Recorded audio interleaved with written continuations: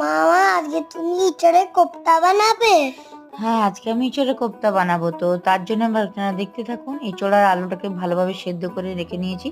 1 চামচ ধনে পাউডার, জিরে পাউডার, নুন, হলুদ, 1 চামচ গরম মশলা, 2 চামচ বেসন, 1 চামচ কর্নফ্লাওয়ার আমি অ্যাড করে দিলাম। আর 1 চামচের মতন আমি আদা রসুনের পেস্ট আমি অ্যাড করে দিয়েছি।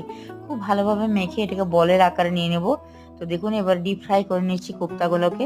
ডিপ ফ্রাই করে নিয়ে আমি তুলে নেব।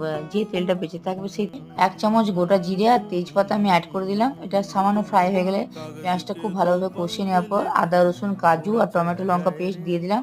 আর জিরে পাউডার, ধনে পাউডার আর কাশ্মীরি রেড চিলি পাউডার দিয়ে দিলাম। খুব ভালোভাবে কষিয়ে নিয়ে নুন দিয়ে পরে তারপর আমি পরিমাণ মতো জল দিয়ে দিলাম। এবার ভেজে রাখা কোপ্তাগুলোকে এক এক করে আমি অ্যাড করে দিলাম। তো আর একদম নামাবার আগে আমি 1 চামচের মতো ঘি দিয়ে দিলাম। তৈরি হয়ে গেল আজকের আমাদের বাঙালিদের গাছপাঠা বা এঁচোড়ের কোপ্তা। দিশাহারা কেমন বোকা